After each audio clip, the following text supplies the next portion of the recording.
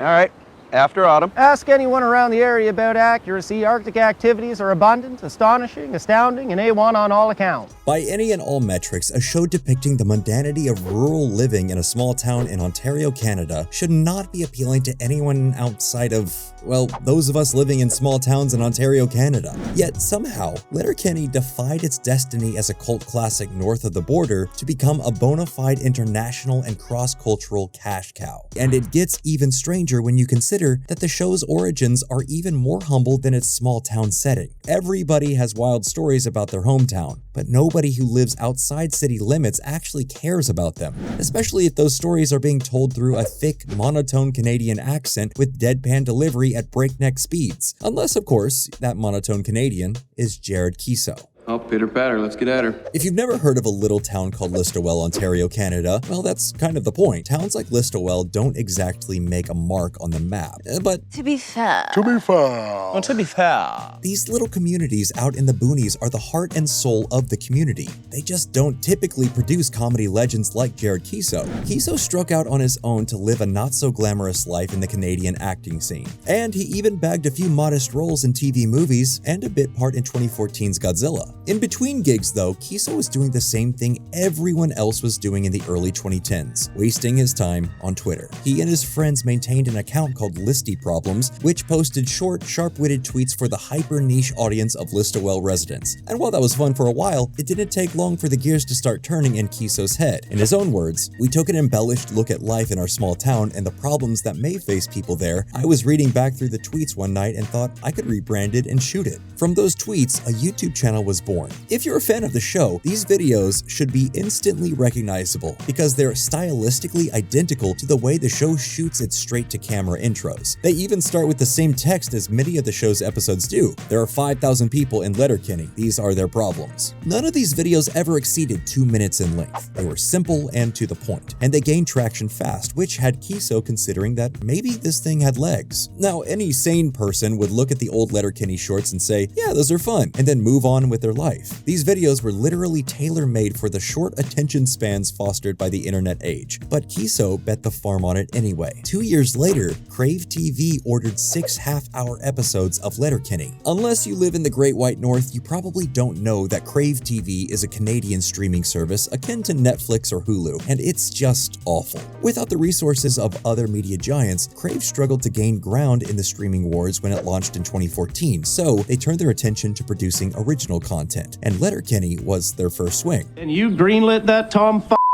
Had to. The first and most obvious thing to point to is that Letterkenny is just aggressively funny. As it turns out, that fast-paced patter from the YouTube shorts actually works perfectly well for long-form television when you've got talented writers like Keeso and co-creator Jacob Tierney at the helm. Each episode throws out jokes at 100 kilometers an hour, and it doesn't stop for the entire duration of the runtime. Sometimes the punchlines are so quick and couched in Canadian colloquialisms that you can't even be sure why they're funny. You're fit for flu in February without fleece, flannel, full-fledged furnace, or fire. Go on. It's a goddamn glacial. Go grab gloves or garb and gear up for Gus. But the perfectly timed performances of Keeso and his cast keep you cackling anyhow. Plus, you just can't beat those accents, which are a barely dramatized version of an actual dialect spoken by people in Keeso's hometown. That level of authenticity is just another huge reason why the show works as well as it does. Keeso clearly took the old adage, write what you know, to heart when he pinned those initial tweets in 2013 and carried it over to writing episodes for the show. Letterkenny feels intensely personal. That kind of cultural specificity should be isolating to those not in the know, and yet Keeso brings a magic to every moment that's equal parts surreal and relatable. From hanging around the produce stand to getting into fistfights in fields, the antics of Letterkenny's residents feel true to Keeso's upbringing in rural Ontario while being hilarious to all us outsiders. Filmed mainly in and around Sudbury, the Letterkenny sets look the part of Hicktown, Canada, because that's literally where they are. Letterkenny may not be a real town, but it's representative of a real subculture together, and you can't get more authentic than shooting on location at a farm outside of town. But the setting can only get you so far. The people are really what makes Letterkenny so special. The cast are all homegrown talent, Canadian comedians and actors just like Kiso. That really makes a difference in their performances. Whether it's one of the Skids, the Jocks, or the Hicks, these people could all believably call Letterkenny their home. And the show also deserves commendation for a largely accurate portrayal of Canada's First Nations people, which is strengthened by the involvement of the Indigenous actors who gave input on everything from the script to their wardrobe.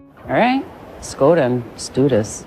All of this adds up to a very familiar experience for any Canadian who spent time out in the sticks. But while the show is unapologetically steeped in Canadian culture, it's not just the hosers who lay claim to Letterkenny. Americans and just about anyone in the world who grew up in a rural area can find something relatable about the show. They see themselves or their family and friends in Katie, Dan, and the rest. They see their community in Modine's bar and the rundown Donovan variety store. And for those with absolutely no time to small town living, watching Letterkenny was like getting a glimpse into an alternative universe, one where everyone technically spoke the same language as them, but they could barely understand what they were saying for half the episode. Luckily, even when the accents were hard to discern, the premise was extremely simple and easy to follow, all thanks to that text that carried over from the old YouTube shorts. First-time viewers knew everything they needed to know before jumping in. So despite the premise of this show being a massive red flag for most experienced producers, all these charming little details made Letterkenny a hit. And in 2016, it was renewed for a second season, and then a third, then a fourth, and suddenly it was 2023 and the show was airing its 12th and final season. It was time for Letterkenny to pull out the old Irish goodbye. What's the Irish goodbye?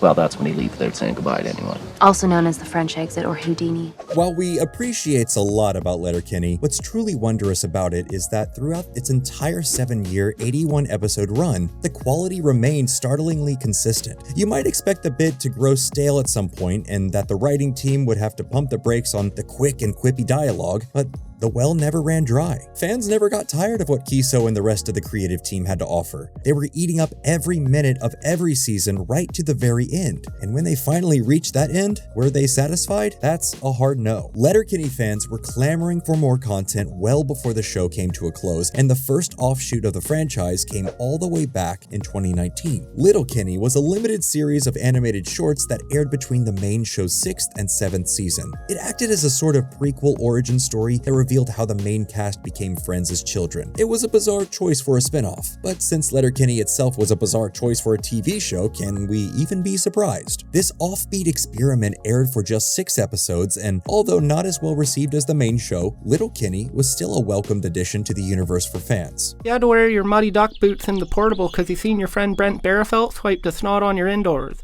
It wouldn't be until 2022 that we'd see a true expansion of the franchise with a new live-action TV show called Shoresy. Shoresy did the impossible and gave a faceless bit character not just a face, but an entire TV show with a genuinely heartwarming storyline. Shoresy plays for, and later coaches, the failing Sudbury Bulldogs hockey team while trying to start a relationship with local journalist Laura. Just like Letterkenny, this spin-off show never should have worked. Yet Kiso somehow managed to pull off another miracle. It's going really well. I know, Yeah? and I'm scared. I'm terrified. Shut up. I'm flailing. Shoresy still has that signature Letterkenny style of rapid-fire jokes, but it's much more wholesome in its overall presentation, and it has a more traditional sitcom style that feels less like a bunch of skits loosely stitched together and more like a normal episode of TV. Depending on who you ask, Shoresy might actually be better than Letterkenny. So genuinely, how is this possible? How could a few niche tweets about a tiny town in Canada turn into a diverse franchise of unhinged comedy, animated shorts, and heartfelt romance? We'll let the man tell you himself. You got some soul and some heart in there, and it's a tough show at the end of the day as well. You know, that was a big priority to me. What does that mean? Just stakes. There's stakes in a small town like where I grew up. While Kiso was speaking on Letterkenny during that interview, it applies to every project in the franchise. Letterkenny, and certainly Shoresy are full of narrative soul, heart, and stakes. But it's also obvious that the creation of all these shows reflects those same values. Kiso and his creative partners put their love and their distaste for for small-town living into Letterkenny. The very concept of the show was a high-stakes risk. When that worked out, they could have rested on those laurels, but instead they took a giant leap into a Muppet Babies-esque series of animated shorts purely for the love of the game. And Shoresy, well, putting a face to a name is already a risk. Putting a face to a name and then giving that face their own spin-off? Now there's your stakes. From the way this show is written with delightful maturity and tact while still providing endless laughs per minute, it's clearly a labor of love. And Kiso should be proud of the extremely Canadian empire he's built. But that's just what we got to say. It's different strokes for different folks here after all, so we want to hear from you. Are you a Letterkenny fan? And what do you think of Shoresy? Let us know, or just leave your favorite quote in the comments.